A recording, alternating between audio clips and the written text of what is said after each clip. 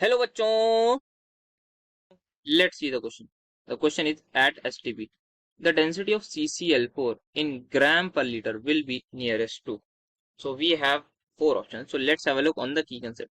Here we have to calculate density, obviously. But the concept that we have to use in this question is only and only mole concept.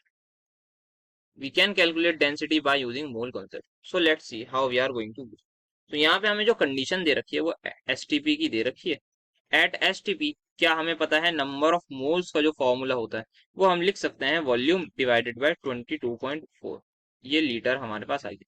Density हमें ग्राम पर litre में निकालनी है. Okay, no problem.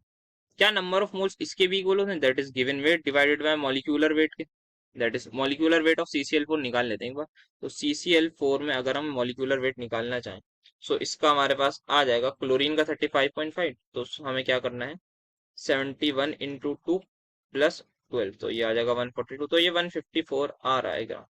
Cl2 का मैंने डाल दिया direct 70, तो यहाँ पे 154 ग्राम आ रहा है, तो डिवाइडेड बाय 154. ठीक है.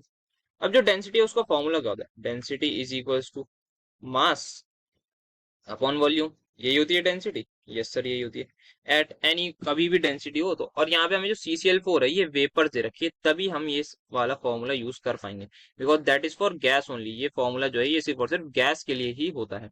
तो मास अपॉन वॉल्यूम हमारे पास डेंसिटी का फॉर्मूला होता है. मास जो है हमें ग्राम में लेना है और वॉल्यूम हमें लीटर में लेनी है, बिकॉज यहाँ पे यूनिट हमें दे रखी है. ठीक है. तो अब देखते हैं जो हमारी इक्वेशन बनी है, दैट इज वॉल्यूम अपॉन 22.4, ये लीटर है, इज इक्वल्स टू वेट जो कि नहीं पता divide by molecular wait 154 gram. Now just do a thing कि इसको क्रॉस मल्टीप्लाई इधर कर दीजिए और इसको इधर भेज दीजिए.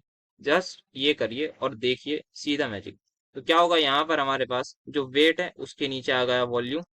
इसके इक्वल आ गया, ये इक्वल आ रहा है 154 डिवाइडेड बाय 22.4 के.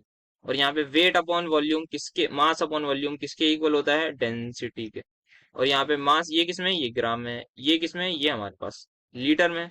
तो यही हमें यूनिट भी चाहिए थी. तो ये क्या है हमारी, ये डेंसिटी है. तो जो डेंसिटी का फॉर्मूला है वो होता है गिवन वेट अपॉन वॉल्यूम. और वो एट STP किसके इक्वल आ रहा है, molecular weight divided bye its volume के सिंपली. तो अब इसको अगर हम कैलकुलेट करें तो 22 का अगर ये होता टेबल, तो 22 के टेबल में डायरेक्ट ये 7 पर चला जाता. तो इसका मतलब 7 से थोड़ा सा छोटा आएगा, मतलब 6.9 के आसपास जो भी ऑप्शन होगा उसको हम कैलकुलेट करेंगे. Otherwise you can do divide लंबा वाला, उससे आराम से आपका आंसर आएगा. बट मैं ये बता रहा हूँ कि अगर मेरे पास if in case I have 22, तो यहाँ पे मैं इसको डायरेक्टली लिख देता 22 वन 7. तो अब यहाँ पे 22.4 है, तो इसका मतलब 7 से थोड़ा सा छोटा नंबर मेरे पास आएगा. जो भी आंसर आएगा वो 7 से थोड़ा सा छोटा है. तो 7 से थोड़ा छोटा 6.9 देख लेते हैं. 7 से छोटा ऑप्शन ढूंढते हैं. तो 4.57 तो मतलब बहुत छोटा हो गया, ये तो बहुत बड़ा हो गया.